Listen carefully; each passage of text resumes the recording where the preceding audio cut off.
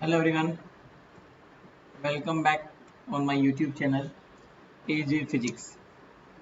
So as you know that हम लोगों ने CSIR नेट का एक कंप्लीट कोर्स चलाया हुआ है और इस कंप्लीट कोर्स में मैं आपको CSIR नेट की पूरी प्रिपरेशन करवाऊंगा फ्री ऑफ कॉस्ट यूट्यूब के ऊपर। ठीक है, ओके। और मैं यूट्यूब के साथ साथ अनअकैडमी पर भी क्लासेस लेता हूँ। लाइव क्लासेस आप मेरी अनअकैडमी पर देख सकते हो और साथ ही आप लोग मुझे वहाँ फॉलो भी कर सकते हो।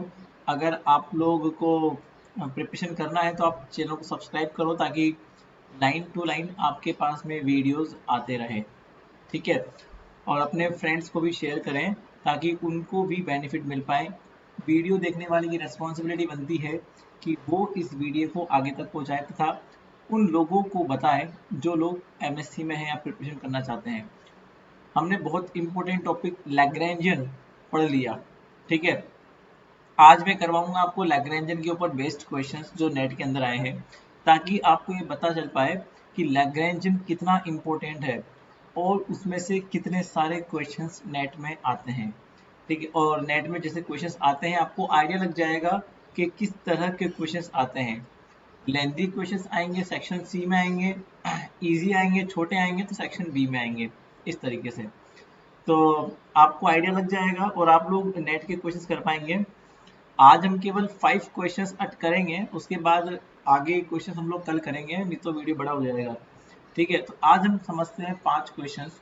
और सबसे पहले आप लोग सब्सक्राइब कर लेना ताकि आप लोगों को आगे भी पढ़ने के लिए वीडियोस मिलता रहे। देखो, पहला क्वेश्चन दिसंबर 2011 से है। पहला क्वेश्चन दिसंबर 2011 से है।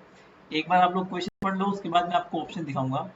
A double pendulum consists of 2 point masses M attached by strings of length L as shown in the diagram। ये डायग्राम देखो आप, ये जो येलो डायग्राम बना हुआ है ये आपको क्वेश्चन में दिया हुआ था। और ये जो मैंने ग्रीन बनाया हुआ है ना, ये ग्रीन वाला डायग्राम मैंने बनवाया है सॉल्यूशन करने के लिए, है ना। तो ताकि आपको पता चल जाए कि कितना आपको क्वेश्चन में दिया हुआ था और कितना मैंने अपने मन से सॉल्यूशन करने के लिए बनाया हुआ है। आप ये मत समझना कि आपको थीटा वगैरह ये जो कोऑर्डिनेट है ये दिया हुआ है, ये अपन मानते हैं। रेफरेंस एक्सिस जो है ये अपन मानते हैं रेफरेंस एक्सिस से। आप लोग मेरा जब प्रैक्टिस क्वेश्चंस देखोगे ना तब आपको ये समझ में आ जाएगा। देखो, ये 2 मासेस हैं, ये यही सेम क्वेश्चन मैंने आपको प्रैक्टिस सेशन में करवाया हुआ है। हमने लैग्रेंजियन के बहुत सारे क्वेश्चंस किए हुए हैं, उनमें से एक क्वेश्चन ये था। डिफरेंस इतना है उस क्वेश्चन में उसमें, यहाँ पे मासेस सेम दिए हुए हैं, वहां पर मैंने अलग अलग माने थे। यहाँ पर लेंथ सेम दिया हुआ है, वहां पे अलग अलग माना था। सेम मानने से ये हो जाएगा कि आपको सॉल्यूशन इजी पड़ेगा। तो देखो करना क्या होता है सिस्टम में लैग्रेंजियन निकालने के लिए, आपको केवल लैग्रेंज नहीं निकालना, आपको तो इसकी निकालनी है काइनेटिक एनर्जी। क्या निकालनी है? Simple kinetic energy. और ये है आपके ऑप्शंस जो आपको समझने हैं, ये आपके ऑप्शंस। ठीक है, जो आपको लैग्रेंज निकालने के लिए सॉरी काइनेटिक एनर्जी, क्योंकि सेक्शन बी का क्वेश्चन है ये, 3.5 मार्क्स का क्वेश्चन है, तो इतना लेंथी नहीं है, इजी क्वेश्चन है। ठीक है ना। अब यहाँ पे आप देखना, ये है आपका रेफरेंस एक्सिस। ठीक है ना, मतलब ये ओरिजिन है आपका 0 0, यहाँ से आपको वो देखने हैं कोऑर्डिनेट। तो मैंने आपको समझाया था सिस्टम के अंदर जितने मासेस होते हैं उतनी ही काइनेटिक एनर्जी की टर्म्स आती है। अब यहाँ पे देखो 2 मास अवेलेबल है m और m, तो 2 काइनेटिक एनर्जी टर्म आएगी। और ये दोनों हम लोगों ने अगर कार्टेशियन के अंदर माने हैं तो आपको सिखाया है कार्टेशियन के अंदर काइनेटिक एनर्जी की टर्म क्या होती है, half m x1 dot square plus y1 dot square x2 dot square plus y2। तो हम लोगों ने दोनों masses coordinate x1 y1 x2 y2 मान लिए।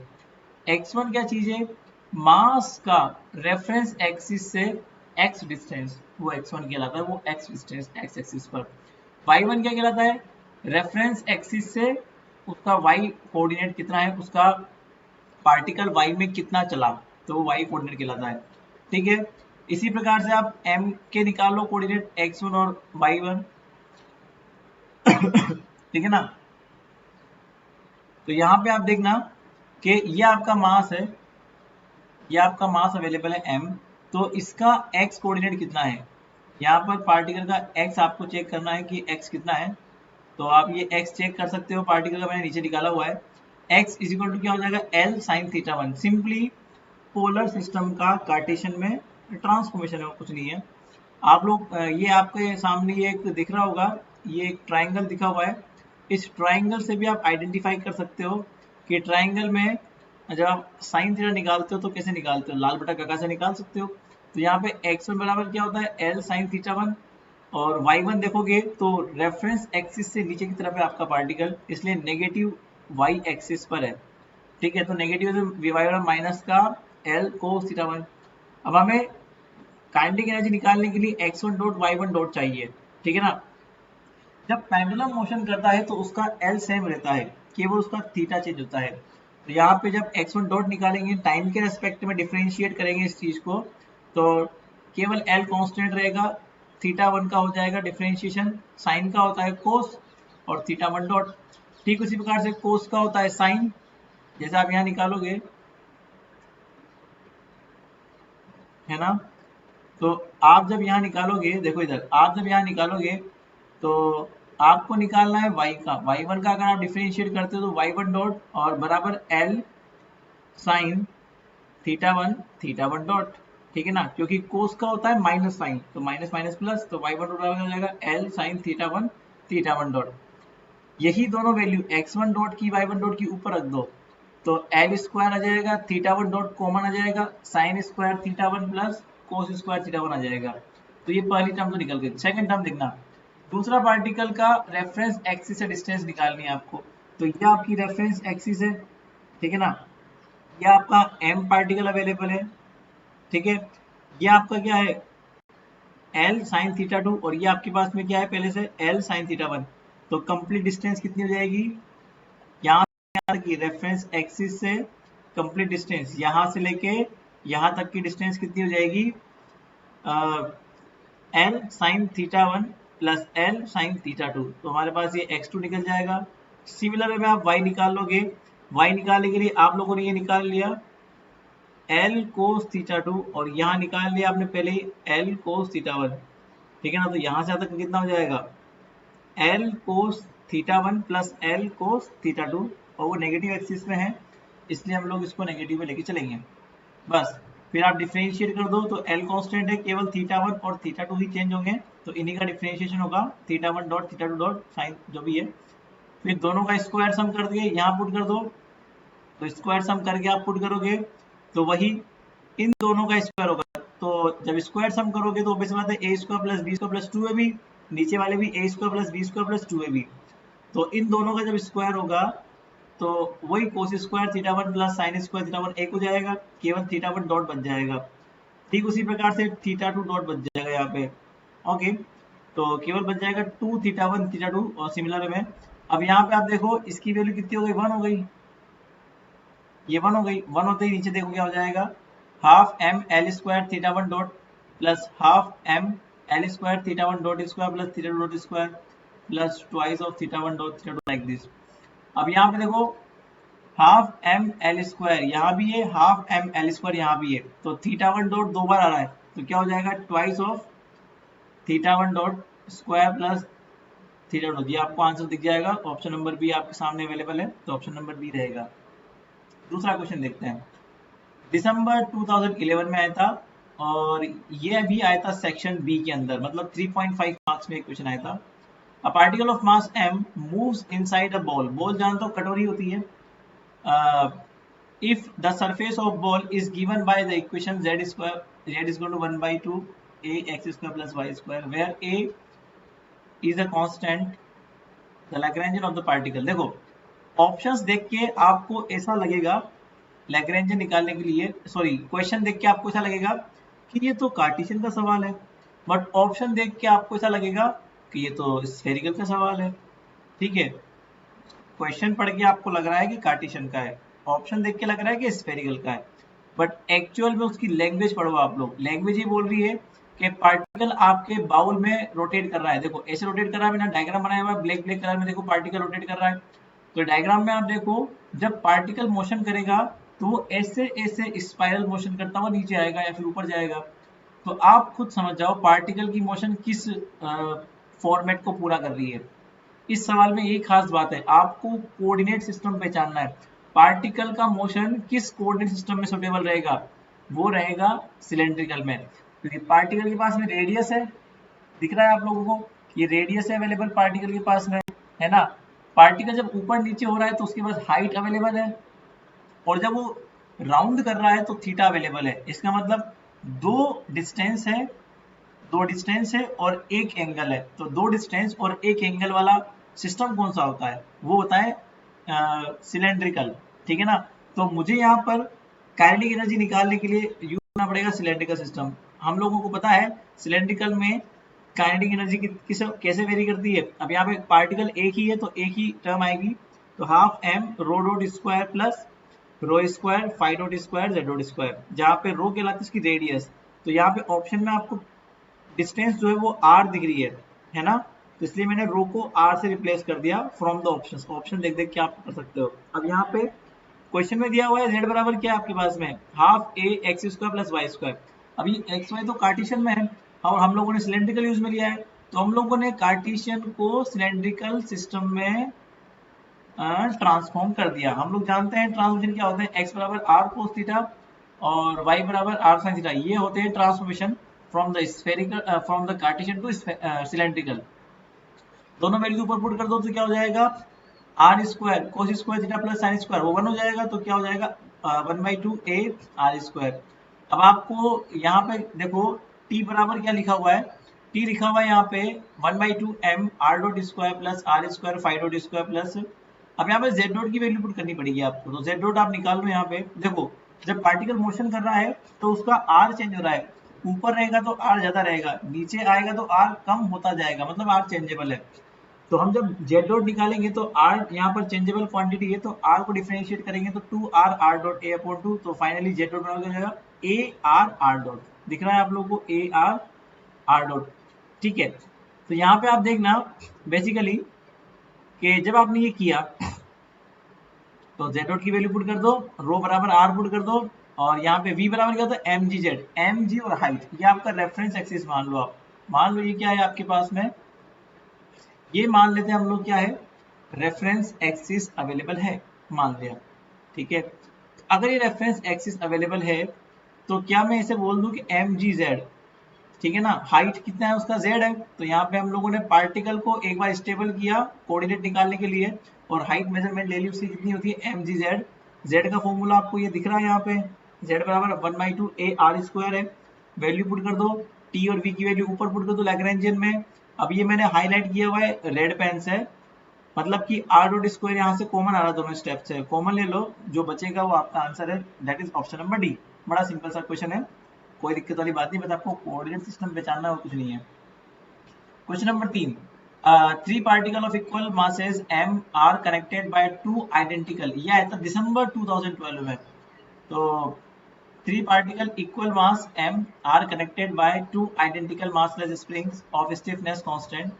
तो ये आपके पास में क्वेश्चन आप लोग पढ़ लो, बड़ा सिंपल सा क्वेश्चन है, denoted the horizontal displacement masses, मतलब मासेस में हॉरिजॉन्टल डिस्प्लेसमेंट हो रहा है, देयर इक्विलिब्रियम पोजीशन, एंड आपको निकालना है केवल पोटेंशियल एनर्जी। देख लो आपसे वो सब कुछ नहीं पूछ रहा, वो कुछ कुछ पूछ रहा है, मतलब कंप्लीट लंबा लंबा जो क्वेश्चन हम लोग करते हैं उतना लंबा आपको नहीं करना है, ठीक है ना, आपको जो पूछा जाए केवल उतना उतना काम करना है। तो यहाँ पे आप देखो केवल आपसे पूछा है पोटेंशियल एनर्जी, यहाँ पे 3 मासेस अवेलेबल हैं और 2 स्प्रिंग है, तो क्या समझाया था मैंने आपको, देखो अगर मासेस हाइट कंटेन करते हैं तो जितने मासेस हाइट कंटेन करते हैं उतनी ही आती है पोटेंशियल एनर्जी की टर्म, बट यहाँ पे डिस्प्लेसमेंट केवल x में हो रहा है, तो ऑब्वियस सी बात है अगर हम लोग रेफरेंस एक्सिस यहाँ मान लेते हैं, यही रेफरेंस एक्सिस मान लो आप, तो तीनों में से कोई भी मास हाइट कंटेन नहीं कर रहा, इसका मतलब हाइट की वजह से तो पोटेंशियल एनर्जी आएगी नहीं। और फिर मैंने आपसे क्या कहा था, जितनी स्प्रिंग अवेलेबल होती है उतनी ही काइनेटिक एनर्जी पोटेंशियल एनर्जी की टर्म हाफ के एक्स स्क्वायर आती है, तो यहाँ पे 2 स्प्रिंग अवेलेबल है तो 2 टर्म आएगी हमारे पास, है ना, 2 स्प्रिंग अवेलेबल है तो 2 टर्म आएगी हमारे पास। देखो पहली टर्म पहली स्प्रिंग के लिए, पहली स्प्रिंग का स्प्रिंग कांस्टेंट के है और डिस्प्लेसमेंट आपको देखना है, तो देखो यहाँ पे मैं आपको सिखाया था कि अगर स्प्रिंग 2 डिस्प्लेसमेंट से कनेक्टेड है तो ऑब्वियसली बात है दोनों का अपन डिफरेंस लेते हैं। तो यहाँ पे तो पहली वाली स्प्रिंग है ना, ये वाली, ये पहली वाली स्प्रिंग केवल x1 से भी कनेक्टेड है और x2 से भी कनेक्टेड है, क्योंकि पहला वाला मास आपका x1 डिस्प्लेसमेंट देगा, दूसरा वाला मास आपका x2 डिस्प्लेसमेंट देगा। तो इनका डिफरेंस कितना आ जाएगा, डिफरेंस x माइनस x2 का आ जाएगा और स्क्वायर। दूसरी वाली स्प्रिंग भी दो डिस्प्लेसमेंट से कनेक्टेड है, पहली x2 से और दूसरी x3 से। तो दूसरी स्प्रिंग के लिए x2 माइनस x3, बस उसके बाद तो आप सिंपली इसका स्क्वायर खोल दो और जो अंडरलाइन किए हुए हैं, जो मैंने हाईलाइट किए हुए हैं, इनको आप लोग कॉमन ले लो, कॉमन लेके आपका आंसर आ जाएगा ऑप्शन नंबर डी। कोई दिक्कत वाली बात नहीं है इसमें ना, बड़ा सिंपल सवाल है। सवाल नंबर 4, क्वेश्चन नंबर 4 देखना। दिसंबर 2013 में इस तरह का सवाल भी हम लोगों ने किया हुआ है। A pendulum consist of a ring of mass capital M, radius capital R, suspended by a massless rigid rod of length L attached to its ring। हम लोगों ने जो सवाल किया था प्रैक्टिस सेक्शन में, उन क्वेश्चन के अंदर यहाँ पर डिस्क दिया हुआ था, है ना, बट आपको रिंग दे दिया, कोई बड़ी बात नहीं है, बट डिस्क और रिंग में केवल एक अंतर आएगा, वहां पर मोमेंट ऑफ इनर्शिया कुछ और था, यहाँ पर मोमेंट ऑफ इनर्शिया कुछ और रहेगा, बस इतना अंतर आएगा। बॉडी चेंज होने से मोमेंट ऑफ इनर्शिया के ऊपर फर्क पड़ता है, बस इतना सा अंतर आएगा। So when the pendulum oscillate in the plane of the ring, तो यहाँ पर आपका पेंडुलम, ये मान लीजिए आपका पेंडुलम है, ठीक है ना, यहाँ पर एक रिंग लगाया हुआ है, जैसे गांव में चलती ना गाड़ी, एक रिंग के ऊपर आप लगा लेते हो, ये एक लकड़ी लगा लेते हो जो भी आपका है, और फिर से गाड़ी हम लोग चलाते हैं, रन करते हैं। तो ठीक, अब यहाँ पे पेंडुलम कर दिया और कुछ नहीं है, तो ये आपका रिंग रहेगा, इस एरिया में रिंग रहेगा और पेंडुलम ऐसे ऑसिलेट होता रहेगा। जब पेंडुलम ऑसिलेट होगा तो ऑब्वियसली बात है वो रिंग भी क्या होगी, वो रिंग भी आपकी घूमती रहेगी, ठीक है ना, रिंग भी घूमती रहेगी, ऑब्वियसली बात है, ठीक है। तो यहाँ पर जो आपका पेंडुलम है, यहाँ पर जो आपका पेंडुलम है, उसने उसने रिंग को पकड़ा हुआ है, सस्पेंड किया हुआ है, ठीक है। देखो, अब उस वाली प्रॉब्लम में जो हमने की थी और इस वाली प्रॉब्लम में केवल एक अंतर है, अंतर केवल इतना सा है कि जो आपको डायग्राम दिया हुआ है ना, इस डायग्राम के अंदर जो आपका रोड है या जो लकड़ी है, वो रिंग के सेंटर ऑफ मास से अटैच नहीं है, वो रिंग की सरफेस से अटैच है। हम लोगों ने जो सवाल किया था पहले, उसमें ये जो लेंथ होती है वो सेंटर ऑफ मास से अटैच होती है, बट यहाँ पे जो ये एल लेंथ आपको दिया हुआ है ना, ये एल लेंथ कहाँ से कहाँ तक का है, ये अपना जो ओरिजिन है ऊपर से, और जो रिंग है उस रिंग की सरफेस से अटैच किया हुआ है। फिर आपको रिंग की सरफेस से रिंग की सेंटर तक का डिस्टेंस पता होना चाहिए, जो कि आपको पता ही होता है बेसिकली क्या होता है, वो रेडियस होती है, रिंग की रेडियस आर होती है, ठीक है। तो यहाँ पर जो आपका थ्रेड होगा, जो आपका रोड होगा ना, उस रोड का कंप्लीट आर कितना होगा, आर इज इक्वल टू क्या हो जाएगा, एल प्लस आर, वहां क्या था, एल माइनस आर था, क्योंकि वहां पे आपका जो रोड था वो डिस्क के सेंटर ऑफ मास से अटैच था, बट यहाँ पे जो आपका रिजिड रोड है, अकॉर्डिंग टू डायग्राम, आपको डायग्राम दिया हुआ है, तो इस डायग्राम के अकॉर्डिंग आप देखना कि ये एल लेंथ इस रिंग की सरफेस पर अवेलेबल है ना, मतलब कि रिंग की सरफेस यहाँ तक है, मैंने डायग्राम में रेड पेन से मार्क किया हुआ है एल कहाँ से कहाँ तक का है, और फिर आपको डिस्टेंस कंप्लीट चाहिए होती है, तो ये आर डिस्टेंस हमने ले ली। वहां पर आपका डिस्क था, डिस्क में क्या होता है, सर्कमफेरेंस से अंदर मास पूरा भरा हुआ रहता है, बट रिंग के अंदर अंदर पूरा खाली होता है रिंग, याद रखना। तो अंतर इतना सा होता है कि वहां पे हमने यहाँ सरफेस से यहाँ तक का मास रहता है, अपन को एल प्लस आर लेना पड़ेगा, तो यहाँ पे सिंपली आप लोगों ने क्या ले लिया, एल प्लस आर ले लिया, अवेलेबल कर लिया, एल प्लस आर आप लोग यहाँ पे ले सकते हो आराम से। तो यहाँ से हमने एल प्लस आर लिया, और उसके बाद तो इजी है, ये आपका ऑब्वियस बात है पोलर सिस्टम बना हुआ है, एक तरह से एक रेडियस और एक डिस्टेंस है, तो ये पोलर सिस्टम है। पोलर के अंदर भी हमारा क्या हो जाएगा, आप इसको चाहो तो कार्टेशियन में भी सोल्व कर सकते हो। कार्टेशियन में आप जब करो इसका एक्स और वाई कोऑर्डिनेट लेना, वही चीज पड़ जाएगी, एक्स बराबर L plus are sine theta, Y बराबर L plus are cos theta, वही आपको स्क्वायर सम करना पड़ेगा, वही रिजल्ट आएगा। बट सीधा आप लोग कार्टेशियन छोड़ के पोलर यहाँ पे काम में ले सकते हो, जब आपने पोलर काम में लिया तो R dot square plus are square theta, और जब पेंडुलम मोशन कर रहा है तो ऑब्वियस बात है वो रिंग भी रोटेट करेगी, रिंग रोटेट करेगी तो रोटेशनल काइनेटिक एनर्जी टर्म आएगी, तो this is rotational kinetic energy term that is half I omega square. यहाँ पे आई कहलाएगा मोमेंट ऑफ इनर्शिया, मतलब आपकी बॉडी जिस एक्सिस से करस्पॉन्डिंग घूम रही है उसका मोमेंट ऑफ इनर्शिया। तो यहाँ पे आपका रिंग है, ये रिंग है। अब रिंग जब रोटेट करेगी तो ऑब्वियस सी बात है ये इस एक्सिस का अराउंड रोटेट करेगी जो सेंटर ऑफ मास से जा रही है और प्लेन के परपेंडिकुलर है, प्लेन के परपेंडिकुलर है ना। तो इस तरीके से हम लोग बात मान सकते हैं कि उसका मोमेंट ऑफ इनर्शिया हम जानते हैं कितना होता है। रिंग के सेंटर ऑफ मास से जाने वाली और प्लेन के परपेंडिकुलर एक्सिस के करस्पॉन्डिंग मोमेंट ऑफ इनर्शिया कितना होता है, I equal to M are square, है ना। I equal to M are square होता है, सिंपल। तो यहाँ पर आपका ओमेगा क्या कहलाएगा, पेंडुलम का या फिर एम मास का एंगुलर वेलोसिटी, जो कि उसके एंगल में चेंज के करस्पॉन्डिंग होता है। तो एंगल में चेंज के करस्पॉन्डिंग एंगुलर वेलोसिटी ओमेगा बराबर क्या हो जाएगा, थीटा डॉट। हम लोग जानते हैं वैसे डिस्प्लेसमेंट में चेंज, एंगुलर डिस्प्लेसमेंट में चेंज, नॉर्मल डिस्प्लेसमेंट में चेंज नॉर्मल वेलोसिटी मतलब लीनियर, और एंगुलर डिस्प्लेसमेंट में change that is angular velocity मतलब ओमेगा बराबर थीटा डॉट। सारी वैल्यूज पुट कर दो। यहाँ पे आर आपका फिक्स है, बिकॉज जब भी आपका मास ऑसिलेट करेगा या मोशन करेगा उस मोशन में ये जो डिस्टेंस है एल प्लस आर वो फिक्स रहेगी, वो चेंज नहीं होगी। मोशन के ड्यूरेशन में केवल एंगल चेंज होगा, इसलिए केवल एक ही हमारे पास जनरलाइज्ड कोऑर्डिनेट होगा और वो कौन सा होगा, थीटा। अब ये आपके पास में बड़ा क्वेश्चन है क्योंकि आपसे इसने पूरा पूरा पूछा हुआ है, तो इसलिए 5 नंबर में आता है। ये वाला क्वेश्चन 5 मार्क्स का है, ठीक है ना। तो यहाँ पे आप देखना v निकालोगे आप हाइट के करस्पॉन्डिंग, तो रेफरेंस एक्सिस से नीचे है आपका पार्टिकल, तो माइनस का m g l plus are cos theta, ये आपका हाइट कहलाएगा नीचे की तरफ।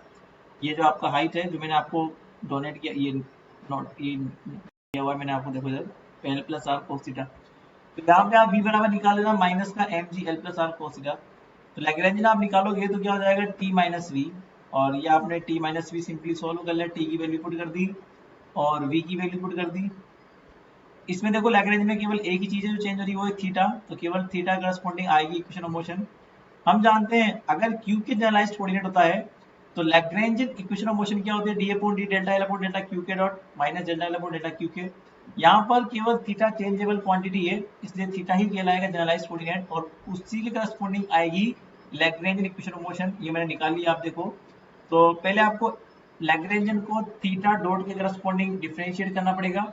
तो लैग्रेंजियन को मैंने थीटा के करस्पॉन्डिंग किया, तो यहाँ पे ये भी पहली टर्म थीटा डॉट के करस्पॉन्डिंग है, दूसरी टर्म भी थीटा डॉट के करस्पॉन्डिंग है, तो दोनों में थीटा डॉट के करस्पॉन्डिंग डिफरेंशिएट कर देना, दो आगे आ जाएगा, दो से दो कट जाएगा तो कितना बच जाएगा, m l plus are square theta dot plus m are square theta dot. Like इसका नहीं होगा लास्ट वाली टर्म का, क्योंकि लास्ट वाली टर्म में थीटा डॉट अवेलेबल नहीं है और हम जानते हैं Lagrange is a function of generalised coordinate, generalised velocity and time. तो generalised velocity and generalised coordinate दोनों इंडिपेंडेंट है, तो जब आप थीटा डॉट का डिफरेंशिएट करोगे तो थीटा वहां पर इंडिपेंडेंट रहेगा। फिर minus delta L upon delta theta, मतलब आपको फिर लैग्रेंजियन को थीटा के करस्पॉन्डिंग डिफरेंशिएट करना है, तो केवल लास्ट टर्म को डिफरेंशिएट करोगे मतलब कोस थीटा वाली टर्म को। तो कोस का क्या होता है, माइनस साइन, तो minus minus m g l plus are sine theta. अब यहाँ पे आप देखो ऑप्शन के अंदर कहीं भी थीटा अवेलेबल नहीं है, इसलिए स्मॉल ऑसिलेशन है। यहाँ पे स्मॉल ऑसिलेशन का मतलब ये होता है कि आपने थोड़ा सा डिस्प्लेस किया है पार्टिकल को, मतलब थीटा की वैल्यू बहुत कम है, स्मॉल है, थोड़ा सा डिस्प्लेस किया आपने पार्टिकल को, इसलिए हम स्मॉल ऑसिलेशन के लिए साइन थीटा को अप्रोक्सीमेट थीटा मान लेते हैं। कभी कभी आपको थोड़ा दिमाग लगाना पड़ता है ना। जनरली हम लोग पेंडुलम वाली मोशन में जनरली 90% केसेस के अंदर हम लोग स्मॉल ऑसिलेशन ही लेंगे और साइन थीटा को अप्रोक्सीमेट थीटा ही लेंगे, ठीक है ना। इसलिए हम लोगों ने ऐसा किया। टी के रेस्पेक्ट में एक बार डिफरेंशिएट करना है तो थीटा डॉट क्या हो जाएगा, थीटा डबल डॉट, यहाँ भी थीटा डॉट का थीटा डबल डॉट हो जाएगा और साइन थीटा को अप्रोक्सीमेटली हम क्या कर देंगे, थीटा कर देंगे। बस इस तरह से कर दिया। और फिर हम लोगों ने क्या करा कि m और m दोनों ही स्टेप से कॉमन ले लो, m और m, और इसको जीरो के बराबर पुट कर दो, तो जीरो अपॉन m बराबर जीरो हो जाएगा। L square plus two r square plus two l r को हम डिवाइड कर देंगे तो ये ऐसी इक्वेशन बन जाएगी, d two theta upon d t square plus g r plus l upon l r l square plus two r square plus two l बराबर। तो ये जो इक्वेशन है ये हमारे पास सिंपल हार्मोनिक मोशन की इक्वेशन है। ये जो बनी ना इक्वेशन, ये सिंपल हार्मोनिक मोशन की इक्वेशन है। जो इस तरह से शो होती है। ये हमारे पास सिंपल हार्मोनिक मोशन की इक्वेशन है। यहाँ पे ओमेगा कहलाती है फ्रीक्वेंसी। तो कंपेयर करोगे ना आप दोनों को, तो कंपेयर करने पे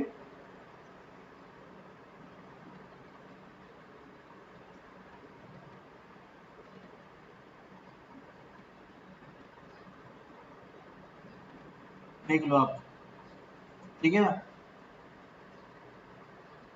तो जब आप कंपेयर करोगे इसको, तो कंपेयर करने पे आपको ये चीज मिल जाएगी कि ओमेगा बराबर कितना है। ओमेगा मतलब फ्रीक्वेंसी कितनी है, angular frequency, under g upon under g l plus r upon r l square plus two r square plus two l r. तो यहाँ पे टाइम पीरियड निकालना, तो time period 2 pi upon omega होता है। तो जब आपने इसको 2 पाई अपॉन ओमेगा, तो आपको ऑप्शन नंबर सी दिख जाएगा। दिख रहा है आपको ऑप्शन नंबर सी। तो टाइम पीरियड पूछा हुआ है आपसे, तो टी बराबर 2 पाई अपॉन ओमेगा कर देना, ये आपको ओमेगा निकल जाएगा, ऑप्शन नंबर सी। बड़ा सिंपल सा क्वेश्चन है। नेक्स्ट क्वेश्चन है, वो भी आपका जो है बेसिकली दिसंबर 13 में आया था, और ये 5 मार्क का क्वेश्चन है ना। Consider a particle of mass m attached to two springs each of length l and spring constant k at equilibrium springs are unstretched. मतलब पहले स्प्रिंग को अनस्ट्रेच्ड मतलब कि खींचा हुआ नहीं है, सिंपल रखी हुई है स्प्रिंग इक्विलिब्रियम में।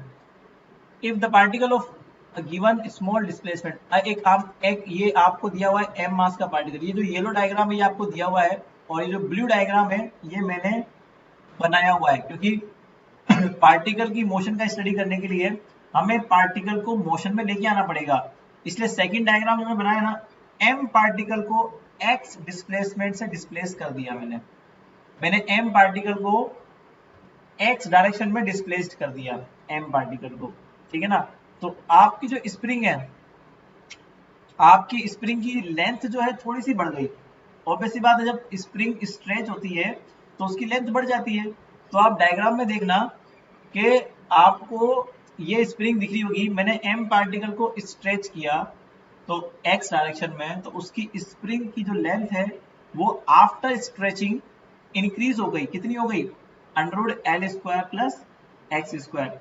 अब यहाँ पे स्प्रिंग के अंदर लेंथ में चेंज, या फिर स्प्रिंग के करस्पॉन्डिंग डिस्प्लेसमेंट कितना आया पार्टिकल का, स्प्रिंग के करस्पॉन्डिंग पार्टिकल का डिस्प्लेसमेंट कितना आया।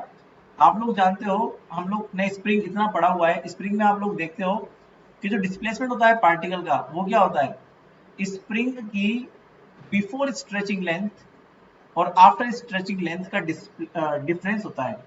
तो हम देखते हैं कि लेंथ बिफोर द स्ट्रेचिंग कितना था, उसका एल था स्प्रिंग का, जो आपको क्वेश्चन में दिया हुआ है।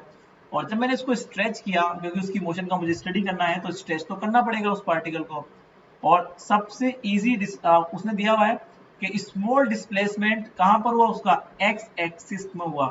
तो मैंने क्या करा कि स्प्रिंग को एक्स एक्सिस में स्ट्रेच कर दिया।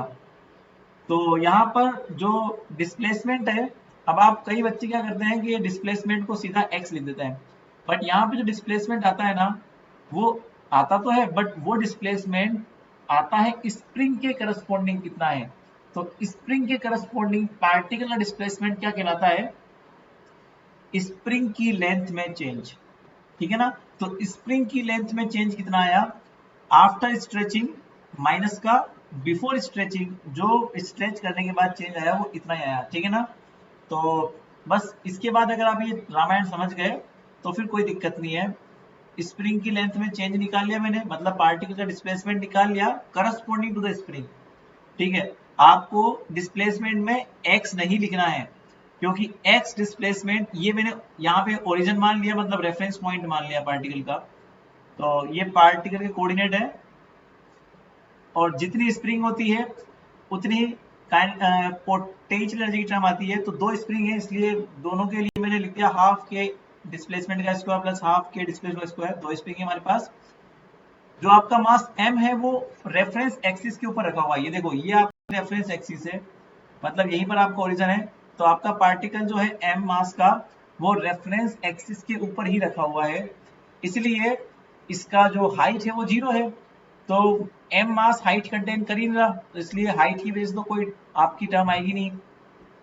अब इसका जो चेंज आया है वो केवल x एक्सिस में आया पार्टिकल का, इसलिए जो m मास का पार्टिकल है उसका केवल x के अंदर चेंज आया, तो हम m x डॉट लिखेंगे यहाँ पे। अब आपको केवल इसको सोल्व करना है। अगर आप इधर समझ गए तो फिर v बराबर हो जाएगा के, इसको डिस्प्लेसमेंट की वैल्यू मैंने पुट कर दी। अब यहाँ पे आपको दिया हुआ कि स्मॉल डिस्प्लेसमेंट किया हुआ मतलब x का वैल्यू बहुत कम है। जब x का वैल्यू कम है तो बड़ा वैल्यू क्या है, l का है। तो मैंने इस वाले ब्रैकेट में से l को बाहर निकाल लिया, अंडर रूट से l बाहर आएगा तो ऑब्वियस सी बात है यहाँ से भी l बाहर आएगा, तो मैंने l को कम्प्लीटली स्क्वायर से लेके बाहर ले लिया, तो के एल स्क्वायर। अब यहाँ पे कितना बच गया, 1 plus x square upon L square का होल 1/2 माइनस का यहाँ से l बाहर गया तो कितना बच गया, माइनस का 1 बच गया। मैंने बाइनोमियल एक्सपेंशन लगा दिया। ये हमारे पास होता है बाइनोमियल एक्सपेंशन। ये तब काम आएगा जब आप x की वैल्यू को लेस देन 1 लेंगे। तो यहाँ पे x की वैल्यू l से बहुत कम है, मतलब x अपॉन l 1 से बहुत कम है, तो 1 plus x square upon L square की पावर 1/2 जो है उसको हमने जब ओपन किया तो 1 plus x square upon 2l square. Solve किया तो पोटेंशियल एनर्जी कितना आ जाएगा, के x4 अपॉन 4l स्क्वायर, के x4 अपॉन 4l स्क्वायर। बस काइनेटिक आ गया, पोटेंशियल आ गया, सब्सट्रैक्ट कर दो तो लैग्रेंजियन आ जाएगा, ये लैग्रेंजियन आ गया। अब यहाँ पे केवल एक ही चीज चेंज हो रही है, वो है x। तो हम लोगों ने केवल x को जनरलाइज कोऑर्डिनेट मान लिया। लैग्रेंजियन में जिसके ऊपर डॉट लगा होता है वही जनरलाइज कोऑर्डिनेट कहलाता है। तो यहाँ पे लैग्रेंजियन में केवल x के ऊपर डॉट लगा हुआ है, तो यहाँ पे x कहलाएगा जनरलाइज कोऑर्डिनेट। बस उसी करस्पॉन्डिंग इक्वेशन मोशन निकाल ली। आप लोगों को आती है, इस तरह से निकालते हैं हम करस्पॉन्डिंग, मैंने ऊपर बताई थी कैसे निकालते हैं। तो पहले इसको आपने delta L upon delta x dot निकाला, फिर delta L upon delta x निकाला, सोल्व किया तो m x double dot plus x के एक्स थ्री अपॉन एल। तो ये हमारे पास आ जाएगा ऑप्शन नंबर ए। बड़ा सिंपल सवाल है। तो आप लोगों ने देखा कि 5 सवाल कर लिए, नेक्स्ट 5 हम लोग आगे करेंगे। तो इस बार के लिए भी लैग्रेंजियन बहुत इंपॉर्टेंट है, याद रखना। बहुत बार क्वेश्चन आता है, आप लोग देख रहे हो फ्रीक्वेंटली कितनी बार क्वेश्चन आ रहा है। तो लैग्रेंजियन से कहीं ना कहीं से क्वेश्चन बनता है और इसको निकालना बहुत इजी है। जो मैंने आपको स्टेप्स बताई है उन स्टेप्स को आप फॉलो करो तो आपसे लैग्रेंजियन निकल जाएगा। और भी हम लोग क्वेश्चन करेंगे कल। आप लोग को मैं क्वेश्चन इसलिए करवा रहा हूँ ताकि आप जो रजिस्टर आपने बनाया है लैग्रेंजियन का, ये सॉरी क्लासिकल मैकेनिक्स का, वो मुझे परफेक्ट करवाना है, मुझे उसको कंप्लीट करवाना है ताकि कोई कसर ना रहे आपके नोट्स में। ठीक है, तो आप लोग इनको नोट डाउन कर लें। आपने जो टॉपिक पढ़ा है लैग्रेंजियन, उस टॉपिक से क्वेश्चंस आपके आए हुए थे। बाकी क्वेश्चन हम लोग कल करेंगे, ठीक है ना। Thank you so much, have a good day.